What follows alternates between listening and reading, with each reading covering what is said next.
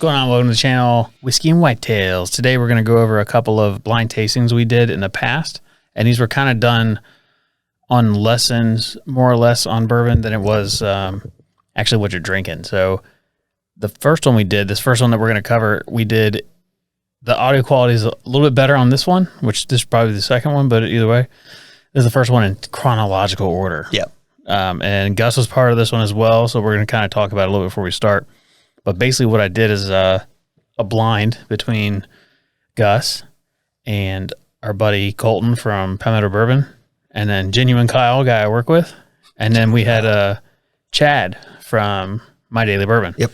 So basically the layout of it is going to be those three guys tasting, then I'll have Chad come in and give his master opinion. And another good thing about Chad, he writes for us on our blog. So if you go to our blog at whiskeyandwhitetails.com, you can read some of the stuff he's written. He's got a lot of good ideas and thoughts that go into that. And we told him specifically, so if you get offended by anything he says, we told him specifically to write from the heart, not to worry about us. So we don't necessarily condone anything he says in there. It's his realm. He can do whatever he wants. Yeah. He writes about whiskey, his opinions about whiskey, the industry, all of it. It's not necessarily always something that we agree on, but that's how we approach everything we do. Like, we like hearing other people's opinions, and we encourage people to give their point of view on things. So that's just his point of view. Yep. He likes to write, and he does a good job. So we like the way he does it. That's right.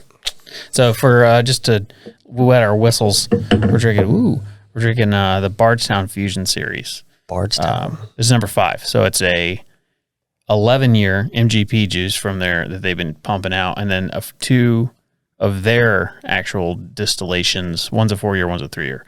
But it's 30% of the 11-year, 56% of the 4-year, and then the rest is that 3-year. Nice. But we've dabbled in this before, just never on camera.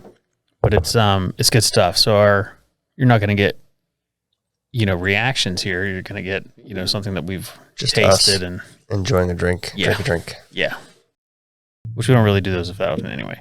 But our favorite thing about this is it tastes young up front, and then it has a nice aged finish to it. Yeah, it finishes much like a much older whiskey. Yeah, it's good. I've enjoyed it. So cheers to that. So in this episode, it was pretty straightforward. I did, in this order, number 1, Blanton's, number 2, Chestnut Farms, which we might do a separate video on what that is at some point. And then the third one was Evan Williams Bottled and Bond. And the fourth one was Colonel Taylor Small Batch. And so I just put them blindly in front of these guys and let them go to town. Yeah. And they all kind of had similar reactions. But one thing that I wanted to kind of cover in this is that without the label of these fancy bourbons, and then one throw in of a older one, of a cheap one, not crappy, cheap one. It's just inexpensive. Yeah. Nobody was very impressed. People had some yum kind of in it, but it was it didn't hit home runs like you would expect that lineup to hit. And that was one of the reasons I wanted to do it, because I knew that it wouldn't. But do you remember that? It was a while ago now. Yeah, it's been a while. I do remember. So I was nervous because I thought the expectations of us in this tasting was going to be to like call out, what it was to a detail. But once we got into it and started drinking, and I just sort of talked about what I liked about each one, I do recall not being super overwhelmed by any one of them, but I've been editing it in the background, so it's kind of forefront of my mind. Over the past couple of days, but everybody liked 1 or 2 of them, but nobody was blown away that it was anything amazing. And then Chad kind of just shit on all of them. Yeah, dude. But, good for him. But I mean, again, that's why we have do him it. around. Yeah, it's fun to do, because when you take what you do when you do a blind tasting, if you've never done one, is you take a lot of the confirmation bias that people have built up by having opinions about a certain whiskey, and then hearing other people's opinions support theirs. They believe when they see this bottle and they see this label, whatever it may be, they believe a thing about that. They do. It doesn't matter what they taste subjectively. They've put it in their mind that it is a certain thing. When you take that bottle away and you give them just this without any sort of reference to what it is, there's nothing in their brain playing tricks on their mind, or nothing in their brain playing tricks on their palate, or how they feel or what the opinion is. So there's no preconceived Nothing. opinions or ideas about it. And so what you get is you get a really interesting response from people who normally might turn their nose up at a whiskey or assume something is delicious because it's, allocated or it's a high price. And then you put them all together and it turns out to be that maybe they're underwhelmed by all of them. Yeah. Or super impressed by something that you paid $17 for. One thing about it is that everybody was surprised when I finally said what everything was. Yeah. They were like, really? It's like I just told Chad like 2 days ago what it was. And this was months ago that we recorded this. But oh, you just told him? Yeah, I just told him like 2 days ago because Nice. I forgot. Because I put all that stuff away and I kind of forgot about it. Yeah, And when I told him what it was, he was like, "Yeah, that's just the name of the game." It's Yeah. and that's the reason why, because they're tricky. But anyway, yeah, we'll get straight into it and hope you enjoy. Cheers. Cheers. Okay, I have a feeling I know what that is. That's like a lot of the cherry notes that you get up front in that first one. So I think of like Old Forester or Woodfords. On the nose, as they say, a little bit of honey, cherry maybe, dark fruit. Yeah, pleasant. These all bourbons? They're all bourbons, yes. Trying to figure out what it is, honestly. No, it's Chari.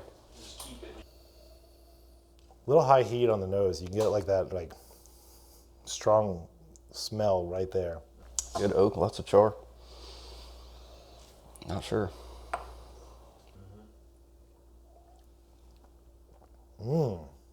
Not at all what I was expecting from the smell to the taste. Probably a little older, at least like 8 years, right? There's no age statement on that bourbon. So I mean, right off the bat, I love the nose of it.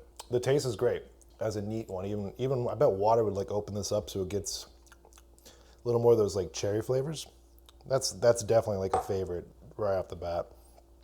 It has a little bit of an oily mouthfeel, but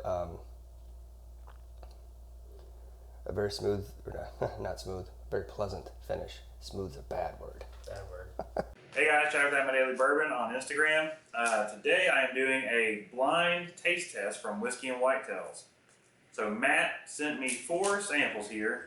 I've already got them poured, and I'm going to be ranking them on taste, assuming a price, what I would pay for them, and then it'll be very short and sweet. Start off with number 1.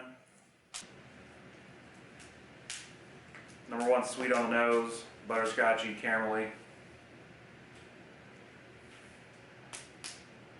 It's a low proof, maybe 86, 90 proof at the max. You're right. Like you smell, and when you taste it, it completely changes the game. Because like now all I smell is what I was tasting a second ago. This one's so soft. A little bit of heat on this, like that rye spice almost. It's also really good. Right now, I still like that one just a little bit more, but they are like right. Yeah, I mean, they're both go-tos. That's like, they smell a lot the same. The taste on that one's slightly more sweet, a little more rye on that one. It feels like a little more spicy. You get that like that nice tingle. Banana, peanut, buttery and bananas. That's cool. You guys 1792? Laying here. I do have some somewhere. Yeah. I'm assuming that's not going to be 1792, but it's got a similar nose to it. All right, on to the next one. This one, without tasting it, I'm gonna guess it's a higher proof. That's really good. It's I get floral notes with this, dried fruit, unlike this one, which seemed more like just dark fruits, like specifically dried fruit. Whether that's what the experts would say in their review, that's what I get. It is a little spicier than this one, so I can see why he might get that, and with different palates, you know. It's good though. Yeah, I can see where he gets the rye from for sure. Number 2 is also very sweet on the nose, a little nutty, a little molasses going on, kind of rum-like. A little more heat to this one. It's got a lot more cinnamon, a lot more nutmeg. I would put this probably around, if it's 100 proof, it's a very easy drinking 100 proof, probably around 94. This one's got the best nose. A lot of vanilla in this one on the nose. It's got like Sweetness, oaky, and vanilla. Oh man, it has the first thing that came to mind was butterscotch. I don't know if that's right or wrong, but So flavor-wise, this one's completely different. This reminds you of something, but I can't remember what. So that middle taste on this one is, I can't place it. It's like something I haven't had in a long time. God, I can't wait to tell you what these It's nice pepperiness, but probably the smoothest of all of them so far. Super smooth, nice pepperiness, a lot of oak. But what is throwing me off with this is there's no real burn to it, and it's sweet. But at the same time, there's like a lot of oak, a lot of pepper in the background. They're two different beasts, and I love this, but I also love that. So I mean, to me, these two right now, the first and the third, are like tied, but they're so different. If I were to like drink daily, number one. If I wanted something special, number three. that's a very long finish. Sticks around for a little bit, but flavor-wise, there's something I'm thinking of that comes to mind specifically, and I can't. I will be honest though, eating that wing was a bad decision before doing this. This is just, to me, seems like just a very textbook bourbon. It's very tanniny. I get a lot of the dark charred flavors out of it. Not getting a lot on this one.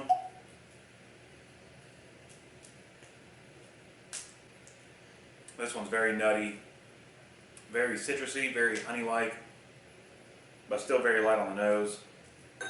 This is honey. I get honey with this one. Honey and like, I don't know why, but peaches come to mind, but it could be just like any cooked fruit. So like something that you would put like fruit that you would put in a pie, kind of. Don't know why. That's nice.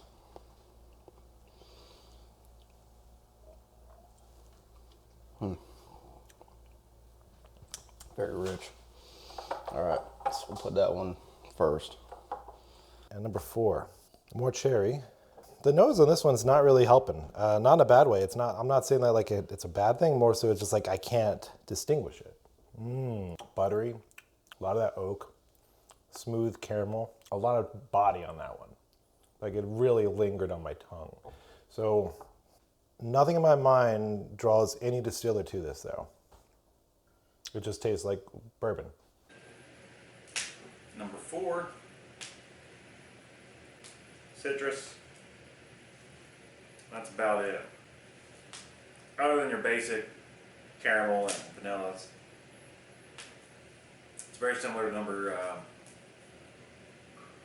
three. They're all very similar.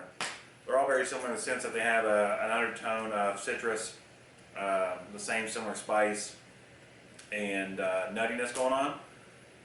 Very basic vanilla, caramel, oak profiles. Nothing insane about the nose. They all smell good. They don't blow me away. Not pulling anything crazy off there. This is my favorite. That's your favorite. Yeah. All right, hold on. As a daily drinker, I would take that. I'm probably regret it. So bring that back, and then I better not tell you that. you can wait.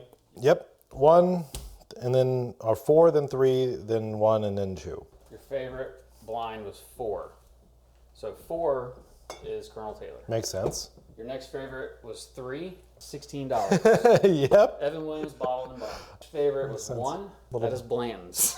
And then the final one is this chestnut.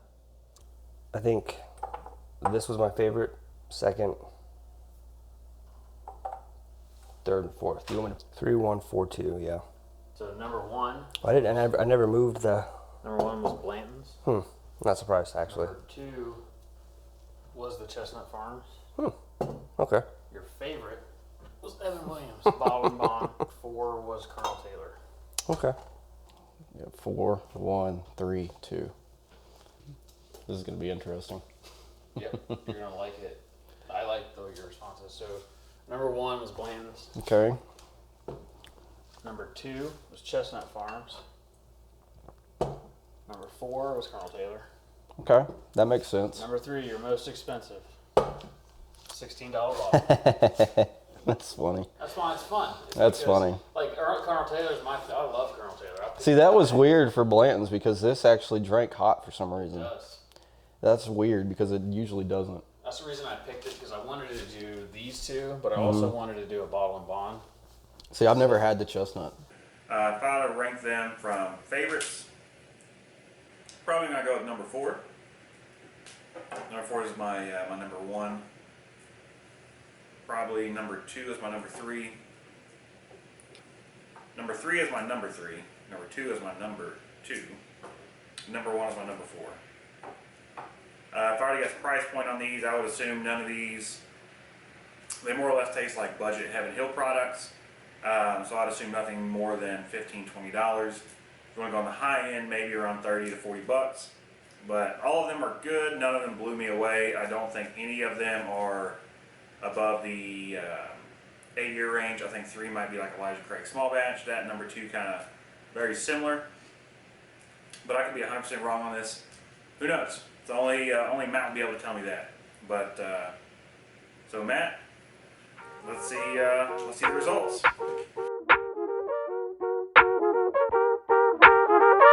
Living a